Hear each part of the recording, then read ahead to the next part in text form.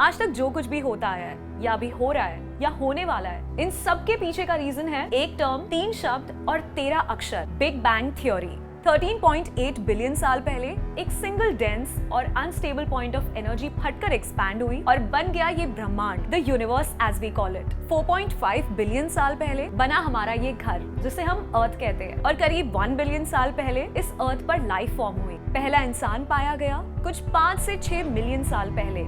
ऐसे टाइम बीतता गया और जमीन और समंदर से देश बने भी और टुकड़ों में भी बट गए। युद्धों में किसी को जीत हासिल हुई और किसी को हार। टूटे हुए पानी का नल जैसे बंद ही नहीं होता और ग्लास को भरते ही चला जाता है, उसी तरह हमारी जिंदगी में टेक्नोलॉजी बढ़ती चली गई। क्या हम खुद के बारे में इनफ चीजें जानते हैं? हमारे एंसेस्टर्स के बारे में हमें कितनी समझ है? महाभारत और रामायण, इन कहानियों को हम बचपन से सुनते हुए आ रहे हैं, पर क्या वो सिर्फ कहानियां थी या हकीकत? और अगर वो स्टोरीज हमारी रियलिटी हैं, तो क्या हम उन्हें पूरी तरह समझ पाए हैं? और क्या इस व्हील ऑफ टाइम ने कुछ फैक्ट्स छुपा लिए हैं जिससे हमें अपने पास्ट के बारे में बहुत कुछ पता चलता और हम फ्यूचर में एक सही माइंडसेट के साथ बढ़ते? आज के इस वीडियो में हम जानेंगे रामायण के वानर सेना के बारे में कुछ ऐसे थ्योरीज जो आपको गहरी सोच में डाल देंगे।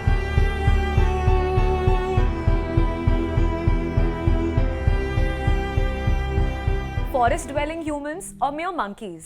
वनम रहति इति वानरः, one who dwells in the forest is a वानर। बचपन से ही हमने रामायण के ऊपर बुक्स, एनिमेटेड फिल्म्स और टीवी शोज देखे हैं। कई सारी बुक्स में राम जी की वानर सेना के बारे में सुना है। अगर मैं 10 में से 7 लोगों से पूछूं कि वानर सेना का क्या मतलब है, तो वो बोलेंगे बंदरों की सेना। पर क्या सच में रामायण में डिस्क्राइब किए ये बलवान जीव बंदर थे, या हम इंसानों ने समय के साथ अपनी इमेजिनेशन पावर से इतिहास को बदल दिया? वानर शब्द को अगर ठीक से देखा जाए तो इसमें 2 वर्ड्स का कंजंक्शन दिखाई देता है, वन और नर। वन मतलब जंगल और नर मतलब मैन। तो एटिमोलॉजी के अनुसार वानर शब्द का प्रॉपर मीनिंग है humans who looked like monkeys या humans who lived in jungles. Human species that walked this planet before and with us. क्या ह्यूमंस बंदरों से इवॉल्व हुए हैं? Well, the answer is yes and no. 6 से 8 million साल पहले एक ऐसी स्पीशीज धरती पर पाई जाती थी जो हमारे साथ साथ बाकी प्राइमेट्स जैसे लीमर्स और चिंपैंजीज के भी एंसेस्ट्रल स्पीशीज हुआ करती थी। So we share a common ancestor जिससे हम कजन स्पीशीज हुए। समय के साथ साथ एवोल्यूशन और अडेप्टेशन होते गया। होमो हैबिलिस, जिसे हम हैंडी मैन भी बोलते हैं, they are more like chimpanzees, और हम होमो सेपियंस हैं, वन ऑफ द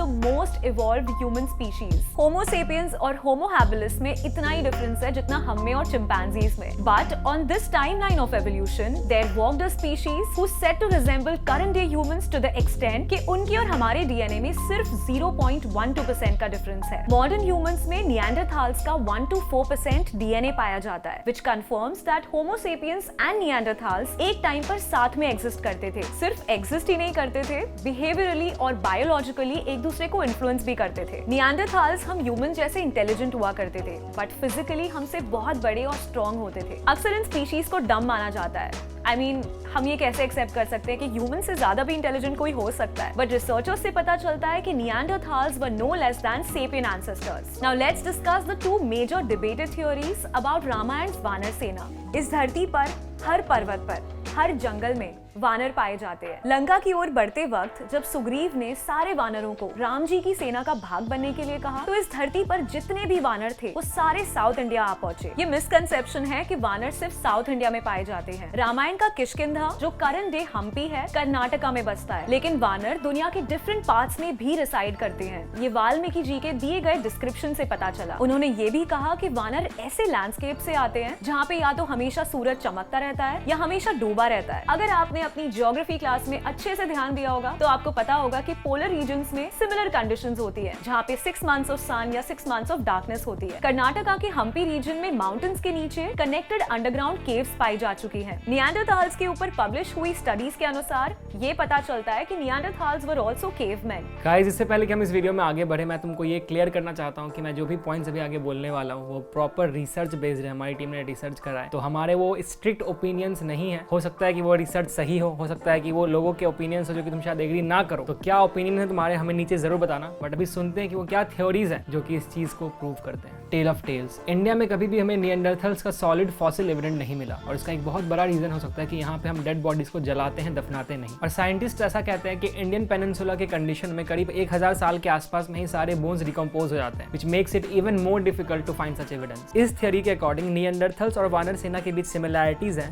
1, उनका physical appearance, 2, their ability to communicate, 3 residents in underground caves and forests, and 4 they were spread across the globe। पर जहाँ पे थियरीज होती है वहाँ पे लूप होल्स भी होते हैं, और इस थियरी का लूप होल ये है कि आर्कियोलॉजिस्ट को निएंडरथल्स के फॉसिल्स में टेल नहीं मिला। पर रामायण के कारण हम ये अच्छे से जानते हैं कि हमारी जो वानर सेना थी उनके वानरों के पास पूंछ था। कुछ लोग ये भी क्लेम करते हैं कि ये टेल्स शायद आर्टिस्टिक डिपिक्शन हो एंड एक्चुअल में टेल्स एग्जिस्ट ही नहीं करते हो। तो सवाल साफ है कि क्या वानरों का टेल सच में आर्टिस्टिक डिपिक्शन है या फिर वो एक्चुअली में एग्जिस्ट करता था।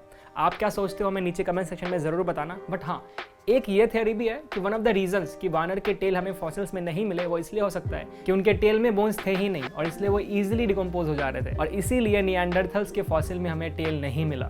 वानराज, a long lost tribal community. Valmiki Ramayana में वानरों को बहुत ही डिटेल में डिस्क्राइब किया है। उन्हें वनचरन्ना के नाम से जाना जाता है, जिसका मतलब है the Wanderers of the forest. Valmiki ने कहा है कि वानर बहुत ही बुद्धिमान और बहुत ही ताकतवर थे, और उनका बात करने का तरीका और कपड़े पहनने का तरीका उस टाइम के इंसानों के साथ बहुत ज्यादा मेल खाता था। उन्होंने जब वानर्स के लिए कुछ वर्सेस लिखे हैं, उनमें से कुछ वर्सेस का ट्रांसलेशन ये कहता है कि वानर्स एक ट्राइबल कम्युनिटी थी जो कि ट्राइब्स में रह के जंगलों में अपना जीवन व्यतीत करते थे, और इसी कारण कुछ लोगों का ये मानना है कि वानर्स एक्चुअल में ट्राइब थे, उनका कोई पूंछ था ही नहीं। वो ये पूंछ एज ऑर्नामेंट लगाते थे और वो नकली हुआ करती थी। जैसे कुछ ट्राइबल कम्युनिटीज में हॉर्न सर पर पहने जाते हैं टू डिसेंबल द ट्राइब, या जैसे नेटिव अमेरिकन्स ईगल फेदर्स को डिग्निटी और प्राइड से पहनते हैं, बिल्कुल वैसे ही वानर्स एक मास्क और पूंछ किसी ऑर्नामेंट की तरह पहनते थे। अब आई नो कि आपको ये थियरी बहुत ही रियलिस्टिक साउंड कर रही होगी, बट इस थियरी के भी 2 लूप होल्स हैं। रामायण के बहुत सारे एस्पेक्ट को ये एक्सप्लेन नहीं कर पाती। फॉर एग्जाम्पल, हनुमान जी के पूंछ पर आग लगने के बाद उनका पूरे लंका को जलाकर राख कर देना, या फिर अपने पूंछ को बड़ा करके रावण के सिंहासन से भी ऊंचा गद्दा बनाकर उस पर बैठना। तो सवाल साफ है कि अगर वो टेल बस एक कॉस्ट्यूम का पार्ट था तो फिर उसके पास इतनी सारी पावर्स कैसे थी, जो कि ये थियरी एक्सप्लेन नहीं कर सकती।